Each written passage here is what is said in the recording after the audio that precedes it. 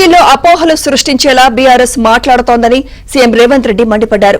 6-100 42% reservation ఇవ్వాలని ముందుకెళ్తున్నామని CM Revanth Reddy స్పష్టం చేశారు. బీసీలకు రిజర్వేషన్లు ఇవ్వాలన్న చిత్తశుద్ది బీఆర్ఎస్ కు లేదన్నారు. రిజర్వేషన్లపై కేసీఆర్, కేటీఆర్, హరీష్ రావు బాధతో ఉన్నారన్న సీఎం రేవంత్ కల్వకుంట్ల కాదు కల్వకుండా చేసే కుటుంబమని విమర్శించారు.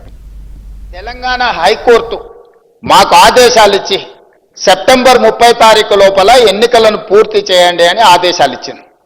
ఆదేశాలు ఇచ్చినప్పటి నుంచి 30 రోజుల లోపల రిజర్వేషన్లను కూడా నిర్ధారించండి అని చెప్పి ఆదేశాలు ఇవ్వడం జరిగింది. అధ్యక్ష, 2018లో చంద్రశేఖరరావు గారు తీసుకొచ్చిన పంచాయత్ రాజ్ యాక్ట్ గంగ్ల కమలాకర్ గారు బీసీ మంత్రిగా ఉండుకుంటూ తెచ్చిన చట్టం ఏంటంటే 50% పరిమితికి లోబడి మాత్రమే ఎన్నికలను నిర్వహించాలి.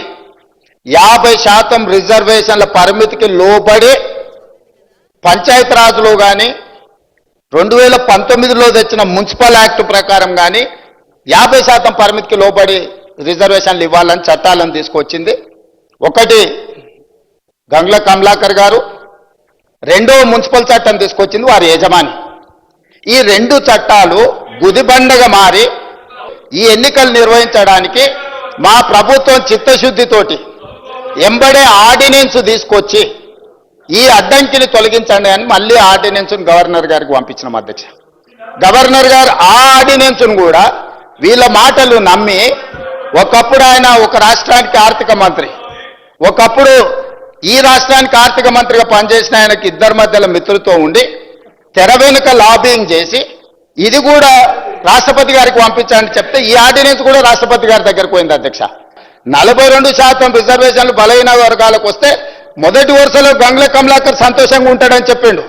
వాళ్ళ నాయకుడు చంద్రశేఖరరావు, వాళ్ళ నాయకుడు తారక రామారావు, వాళ్ళ నాయకుడు హరీష్ రావు సంతోషంగా ఉంటాడని చెప్పలే. ఆయన స్పష్టంగా చెప్తున్నాడు, వాళ్ళకి సంతోషం లేదు, వాళ్ళకి దుఃఖం ఉన్నది, వాళ్ళకి బాధ ఉన్నది, వాళ్ళు కడుపు నిండా విషం పెట్టుకొని ఉన్నారని చెప్పి గంగ్ల కమలాకర్ గారు స్పష్టంగా చెప్పారు. నాకు కూడా తెలుసు గంగ్ల కమలాకర్ గారు అభినందిస్తారు దీన్ని.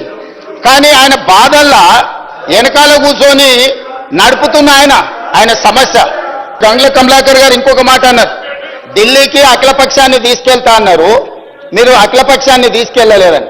అధ్యక్ష, 5 సార్లు ప్రధానమంత్రికి నేను లేఖ రాసిన, దీనికి సంబంధించి మేము ఢిల్లీకి రావాల్సి ఉంది, మీరు ప్రధానమంత్రికి అపాయింట్మెంట్ ఇస్తే మేము అందరం కలిసి వచ్చి మిమ్మల్ని కలిసి విజ్ఞప్తి చేస్తామని. ప్రధానమంత్రి మనకు అపాయింట్మెంట్ ఇవ్వలేదు. అధ్యక్ష, ప్రధానమంత్రి అపాయింట్మెంట్ ఇవ్వకపోతే పార్లమెంటు జరిగేటప్పుడు ప్రధానమంత్రిని కేంద్ర ప్రభుత్వం మీద ఒత్తిడి తీసుకురావడానికి జంతర్ మంతర్లో మేము దీక్ష పెడితే, జంతర్ మంతర్లో ధర్నా చేస్తే దాదాపుగా 100 మంది పార్లమెంట్ సభ్యులు ఇతర రాష్ట్రాలకు సంబంధించిన వాళ్ళు వచ్చి తెలంగాణ బీసీ రిజర్వేషన్ 42కు మద్దతు పలికినరు. కానీ రాజ్యసభలో ఉన్న బీఆర్ఎస్ ఎంపీలు మాత్రం అటువైపు కూడా కనుదిప్పి చూడలే. అధ్యక్ష, బలహీన వర్గాల తరఫున మాట్లాడుతున్న గంగ్ల కమలాకర్ కూడా ఆ వైపు రాలేదు. అధ్యక్ష, అంటే వాళ్ళ పార్టీ నాయకుడు బలహీన వర్గాలకు 42% రిజర్వేషన్లు ఇవ్వడానికి సిద్ధంగా లేరు, వాళ్ళకి చిత్తశుద్ధి లేదు.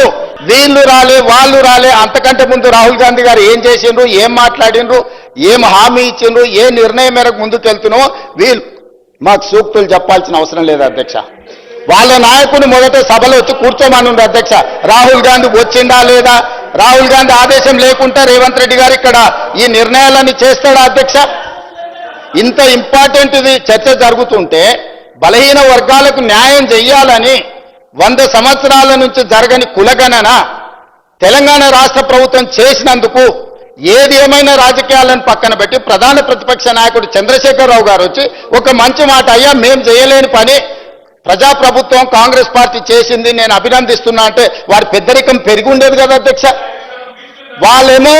వారేమో రారు, ఇక వచ్చిన ఆయననేమో ఎట్లున్నాడో మీకే కనిపిస్తుంది ఆ పైనుంచి. ఇట్లాంటి వాళ్ళందరినీ ఇందులోకి తోలి తాను చెడ్డ కోతి అంట వనమల్ల చేర్చిందంట, అట్లనే ఉంది ఈ వ్యవహారం. కాబట్టి ఇప్పటికైనా మిత్రులు గంగ్ల కమలాకర్ గారికి నా సూచన, ఈ ఒక్క విషయంలోనన్నా వాళ్ళ ఒత్తిడికి లొంగకు.